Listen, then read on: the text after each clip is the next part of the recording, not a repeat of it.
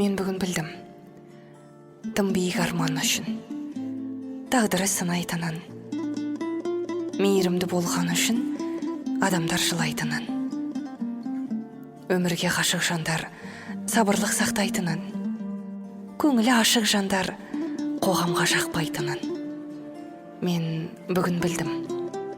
Бастан бақ көшіргенмен адамның көнетінін, тым ұзақ кешіргеннен жүректің өлетінін, адалдық құнсызданып арамдар ұтатынын, кеудемнің үнсіз қалып көз жасын жұтатынын, жүректің кешірмеген төбіме жететінін, тіршілік кешуменен өмірдің өтетінін мен бүгін білдім.